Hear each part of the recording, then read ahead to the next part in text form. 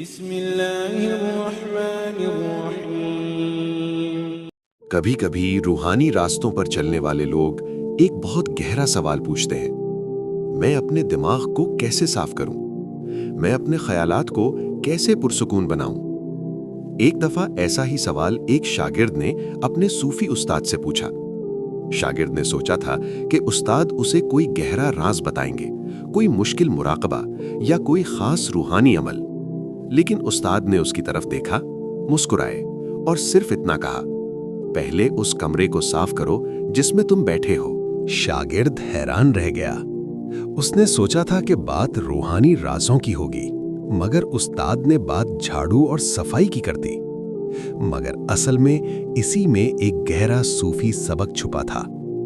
اکثر لوگ اپنا دماغ صاف کرنا چاہتے ہیں، لیکن ان کی زندگی بے ترتیبی سے بھری ہوتی ہے۔ ان کے کمرے بکھرے ہوتے ہیں، ان کے روزمرہ کے کام ادھورے ہوتے ہیں، اور ان کی عادتیں غفلت سے بھری ہوتی ہیں۔ پھر بھی وہ انلائٹنمنٹ ڈھونڈنے نکل پڑتے ہیں۔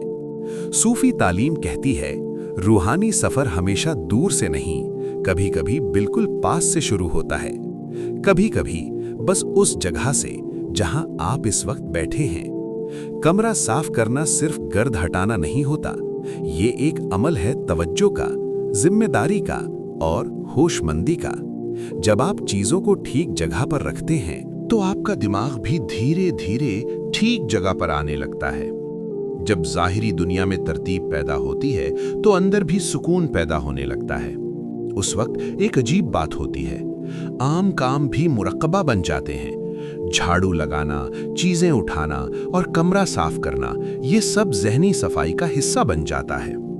صوفی استاد اسی لیے ایک سیدھا سا سوال پوچھتا ہے، کیا تم اس زندگی کو دیکھ رہے ہو جو تمہارے بالکل سامنے ہے؟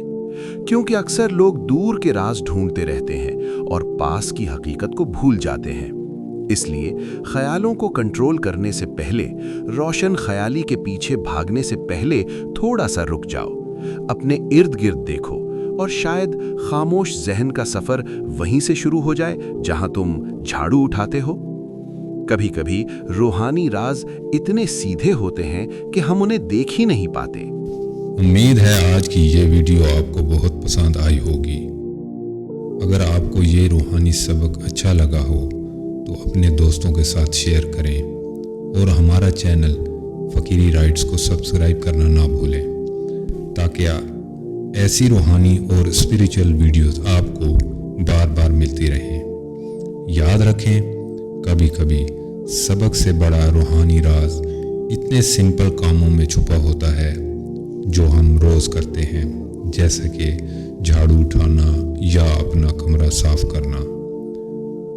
اللہ آپ کا ہمیشہ حامی و ناصر ہو، آمین یا رب العالمین۔